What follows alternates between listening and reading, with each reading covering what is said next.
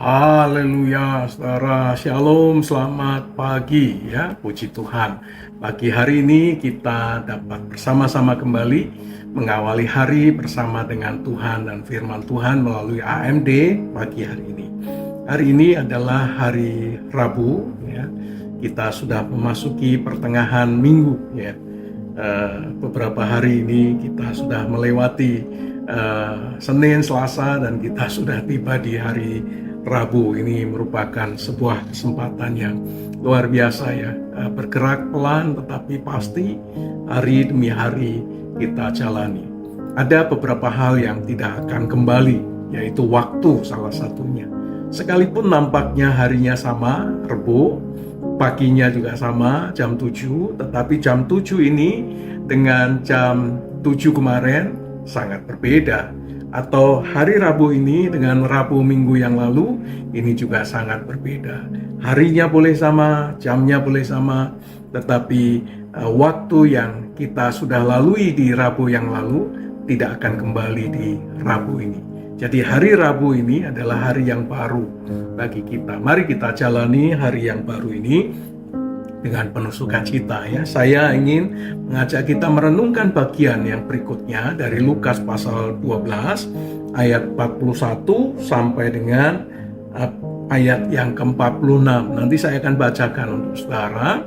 Kita akan melihat di sini sekalipun ini dalam satu perikop yang sama, yaitu ayat 35 sampai dengan akhir ya.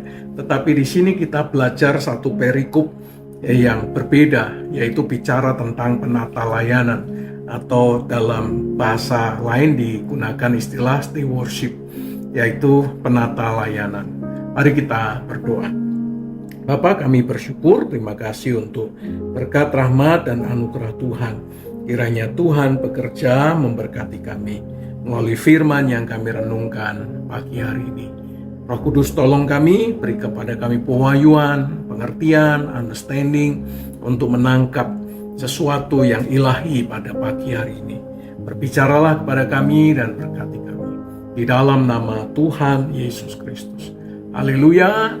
Amin. Puji Tuhan. Saya akan bacakan terlebih dulu ayat 41 sampai dengan ayat 46 ya, satu perikop ini. Jawab Tuhan, jadi siapakah pengurus rumah yang setia? Jadi bicara tentang penata layanan, stewardship. Jadi siapakah pengurus rumah yang setia dan bijaksana yang akan diangkat oleh tuannya menjadi kepala atas semua hambanya untuk memberikan makanan kepada mereka pada waktunya.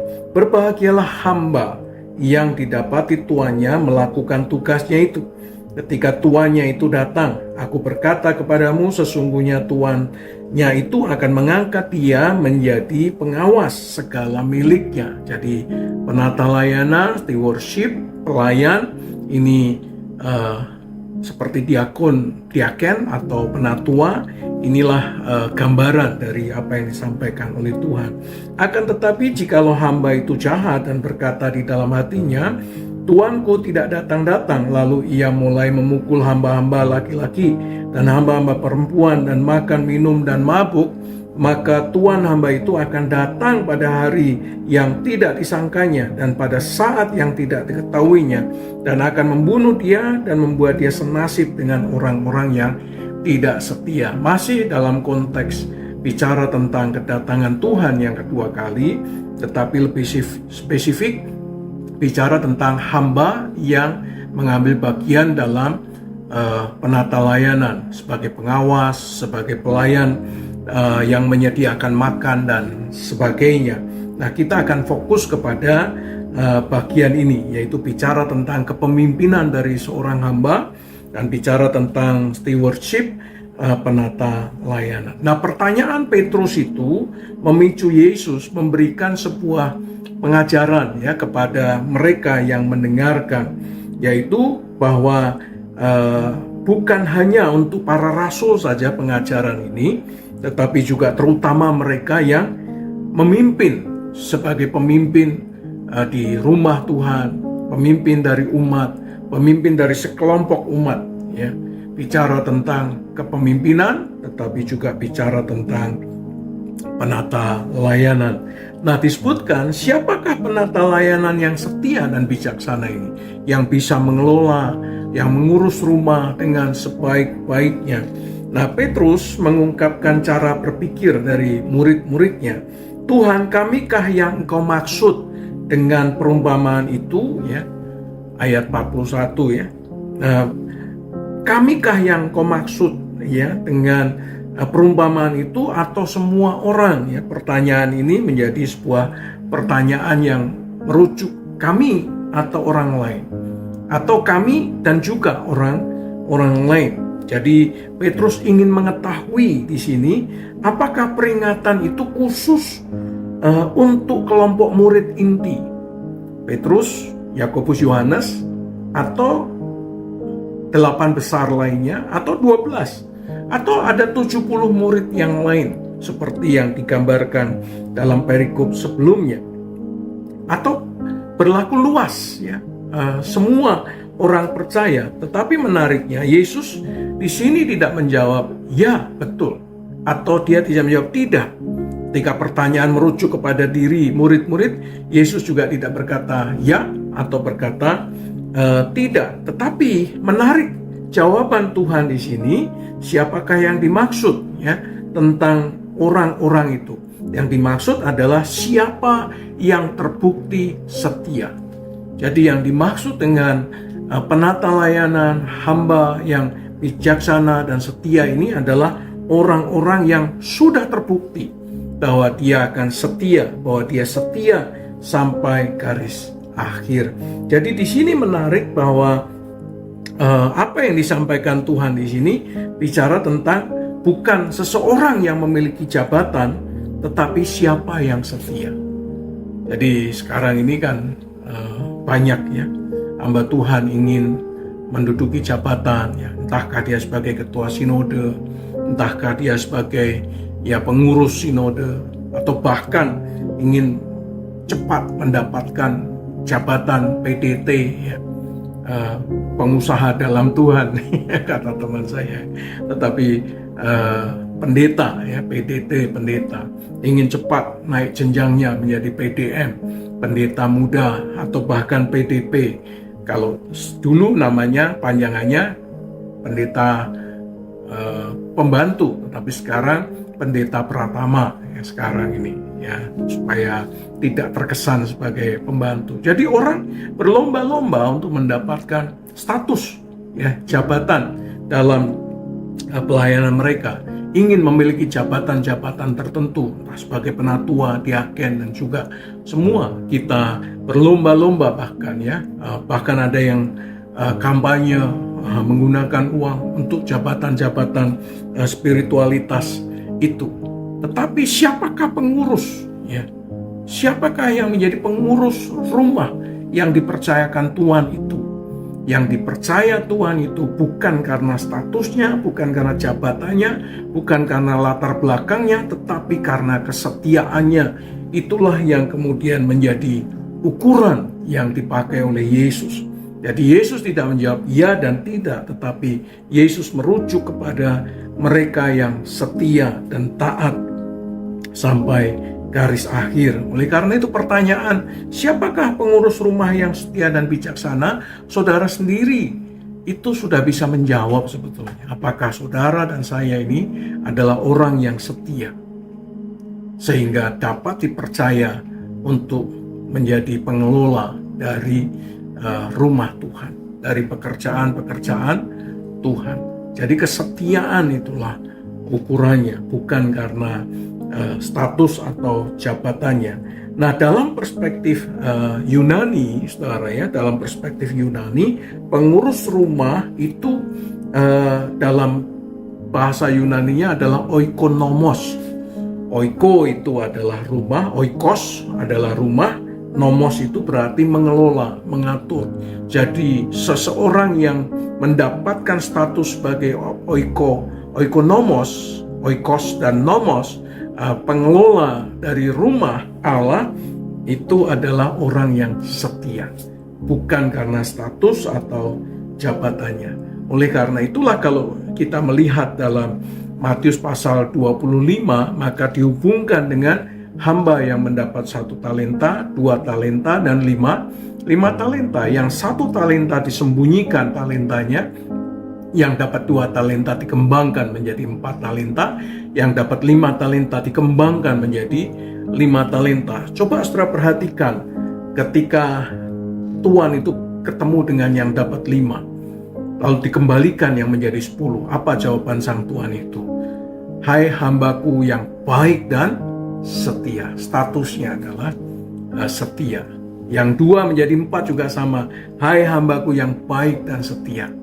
Tetapi yang 1 disembunyikan.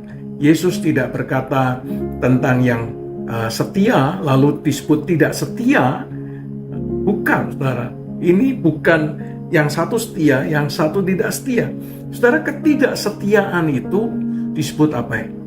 Disebut apa oleh Yesus? Disebut sebagai jahat. Hamba yang jahat. Jadi tidak setia itu equal dengan jahat. Jadi kalau saudara dan saya tidak setia kepada Tuhan, sebetulnya gambaran sebagai hamba yang jahat. Karena Alkitab mengatakan yang tidak setia tidak disebut tidak setia, tetapi disebut sebagai hamba yang jahat. Jadi dia mengelola, dia menerima apa yang dipercayakan oleh Tuhan itu kepadanya.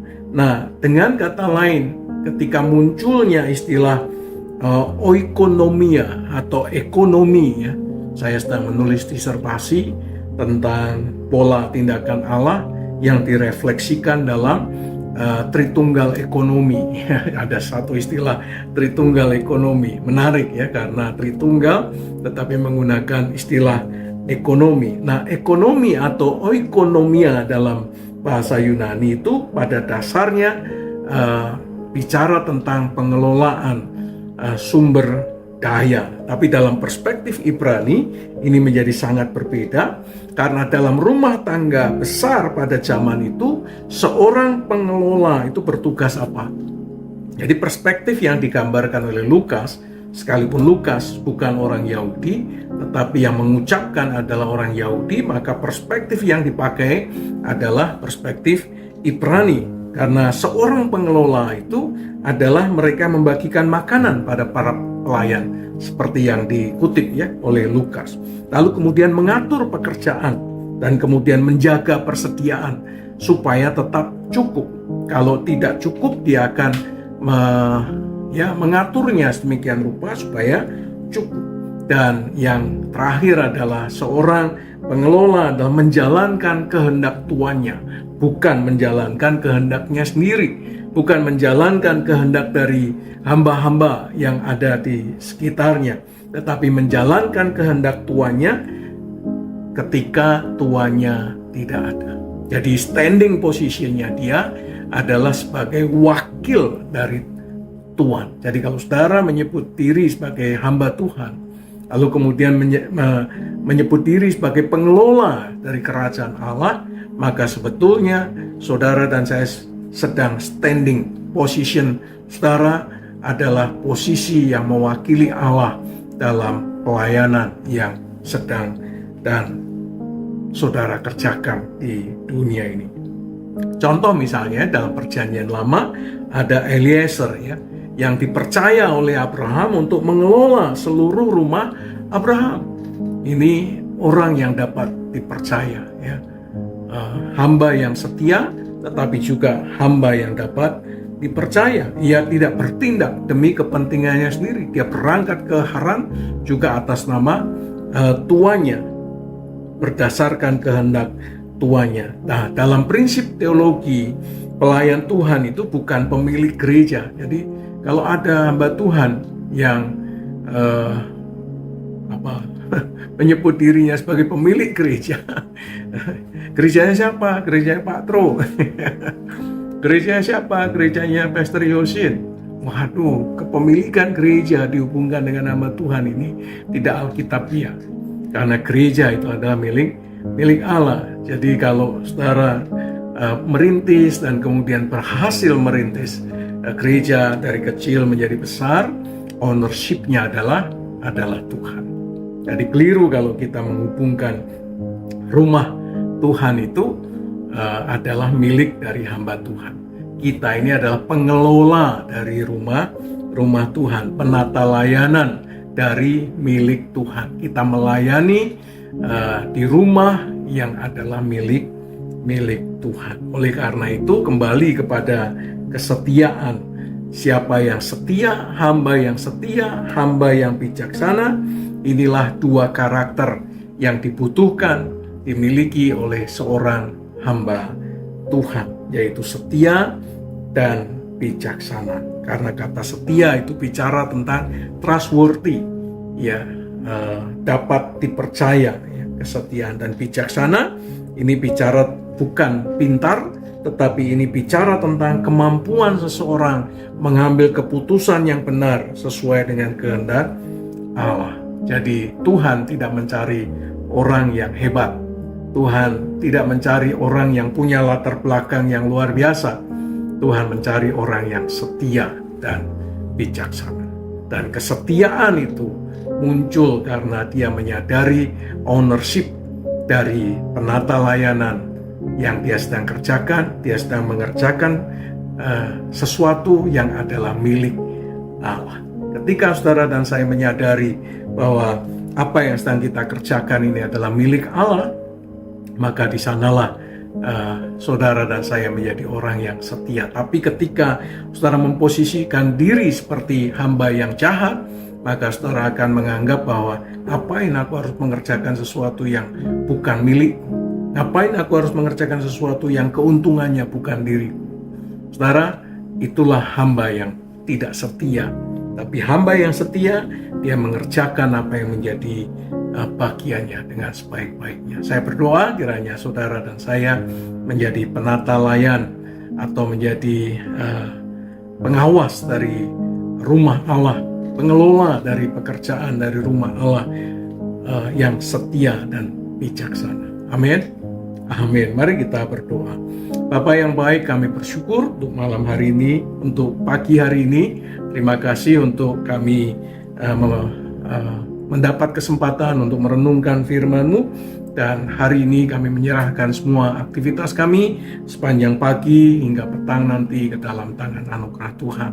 Dan kiranya sungguh Roh Kudus menyertai kami dan memberi kepada kami kesanggupan. Jadikan kami, tolong kami untuk menjadi hamba-hamba yang setia dan bijaksana sampai akhir kehidupan kami, sehingga kelak ketika Tuhan datang yang kedua kali, Tuhan mendapati kami sebagai pengelola yang setia dan bijaksana, sebagai pengawas dari rumah Tuhan yang setia dan bijaksana, menjadi pengelola dari pekerjaan Tuhan, dari rumah Tuhan, setia dan bijaksana sampai Tuhan datang yang kedua kali.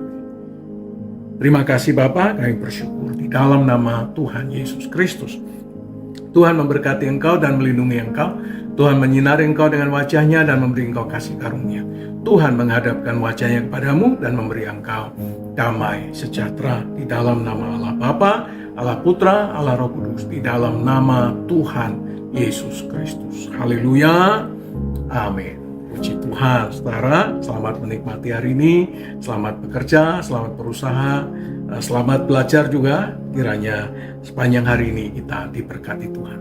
Tetap menjadi hamba yang setia sampai garis akhir. Amin. Amin. You are blessed.